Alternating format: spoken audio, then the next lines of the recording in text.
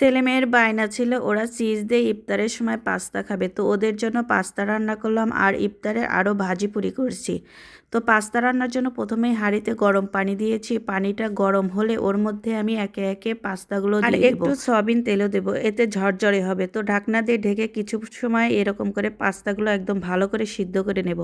সিদ্ধ শেষ হয়ে গেলে হাঁড়িটা আমি নামিয়ে নিয়ে পানি ঝরিয়ে নেব। এপাশে চিকেন নিয়েছি, চিকেনগুলো ওর মধ্যে দিয়েছি হলুদের গুঁড়ি, মরিচের গুঁড়ি, ধনিয়া গুঁড়ি, আদা রসুন বাটা আর পরিমাপ মতো লবণ দিয়ে কড়াইয়ে তেল দিয়ে তেলটা গরম হলে সুন্দর করে এরকম করে ভাজি করে নেব। আর এরকম করে একটু মচমচে করে ভালো করে কিছু টাইম ভাজি করে নেব। তো ভাজা শেষ হয়ে গেলে চিকেনগুলো নামিয়ে নেব। ওই কড়াইয়ের মধ্যেই দিয়ে দেবো পেঁয়াজ, রসুন কুচি আর কাঁচামরিচ কুচি। কিছু টাইম একটু ব্রাউন কালার করে ভাজি করে ওর মধ্যে পরিমাপ মতো আদা রসুন বাটা দিয়ে আদা রসুন বাটা দিয়ে হালকা কিছু টাইম একটু নাড়াচাড়া করে ওর মধ্যে পানি দিয়ে দেব। এবার দিয়ে দেবো সস, সয়া সস দেবো আর টমেটো। এবার ওর মধ্যে দিয়ে দেবো হলুদের গুঁড়ি, মরিচের গুঁড়ি, ধনিয়া গুঁড়ি আর জিরার গুঁড়ি দিয়ে মশলাগুলো একটু ভালো করে নাড়াচাড়া করে কষিয়ে নেব। আর একদম ভালো করে কিছু টাইম একটু কষিয়ে নেব। তো কষানো শেষ হয়ে গেলে ভেজে রাখা চিকেনগুলো দিয়ে আরও ভালো করে কিছু টাইম একটু নাড়াচাড়া করে ঢাকনা দিয়ে ঢেকে আরও কিছু টাইম ভালো করে রান্না করে নেব।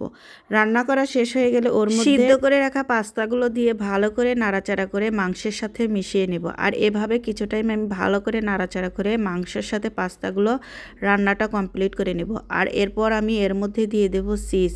আর চিজ দেওয়ার আগে চিজগুলো আমি একটু ম্যাশ করে নেব। আর এখানে আমি পরিমাপ মতো আরেকটু লবণ দিয়েছিলাম, কারণ প্রথমে আমি লবণ একটু কম দিয়েছিলাম, পরে আরেকটু লবণ দিয়ে তারপরে আমি উপর দিয়ে চিজ দিয়ে একটু ঢাকনা দিয়ে ঢেকে কিছু টাইম একটু রেখে দিয়েছিলাম। এবার ঢাকনা উঠিয়ে ভালো করে একটু নাড়াচাড়া করে চিজগুলো মিশিয়ে দেব।